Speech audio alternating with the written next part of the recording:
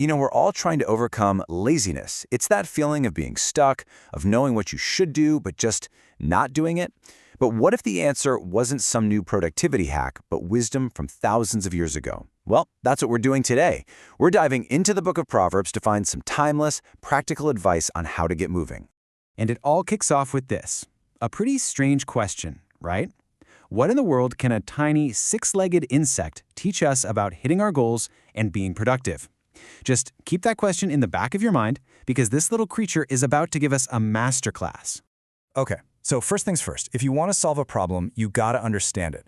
Proverbs gives us this really specific character, this archetype called the sluggard. And by taking a close look at this guy, we can start to see the exact mindset that holds us back. So, what's the first thing the sluggard does? He makes up the most ridiculous excuses. And this is where it gets kind of funny. I mean, is there really a lion roaming the streets? No way.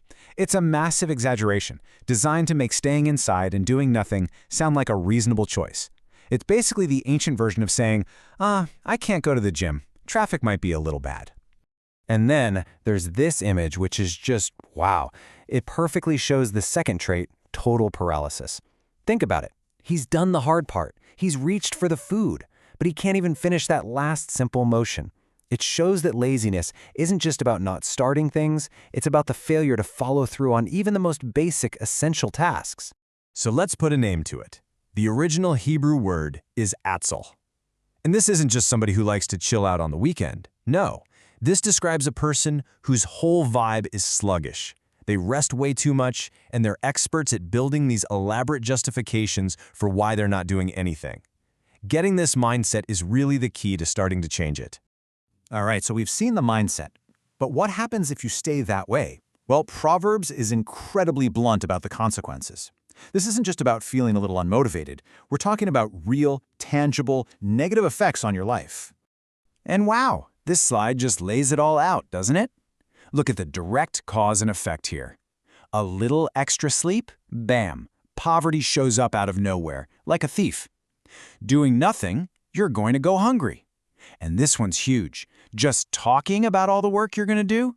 It leads to the exact same place, poverty. The message could not be clearer. Inaction has a seriously high price. So what's the solution? How do we fix this? Let's go back to our little six-legged friend. Because Proverbs holds up the ant as the ultimate role model for how to work. It's like a masterclass in diligence, straight from nature. So what does the ant know that we need to learn? Well, it boils down to three things. First, it's a self-starter. It works autonomously. There's no boss yelling at it, no manager checking in. It just does the work. Second, it plans for the future. It works hard in the summer because it knows winter is coming. That's called foresight. And third, it seizes the opportunity. It gathers food during the harvest when it's available. The lesson is simple. Be motivated, think ahead, and act when the time is right. Okay, so if we take the lessons from the ant and zoom out, Proverbs gives us a blueprint for what a diligent life looks like. And it's not just about staying busy for the sake of it. It's about working smart with a real sense of purpose. And this is where we see the two paths, the two completely different destinies. It's such a stark contrast. According to Proverbs, when you work diligently, you end up in a position of leadership and authority. You will rule. But the slothful person, they don't just stay put. They actually lose their freedom. They end up serving others. So diligence isn't just about success. It's about securing your own autonomy. And this circles right back to that critical lesson from the ant. Timing is everything. Look at this. A wise person acts when the opportunity is there, gathering crops in the summer. But the one who sleeps during the harvest, they don't just miss out. They bring shame on themselves. It's the same with plowing. If you don't do the work in the right season, you can't show up at harvest time and expect to find anything. These windows of opportunity, they don't stay open forever. I love this verse because it captures the reward of just being consistent. Tending a fig tree isn't a one-and-done job. It takes patient, sustained effort day in and day out. But that faithful care leads directly to the reward. You get to eat the fruit.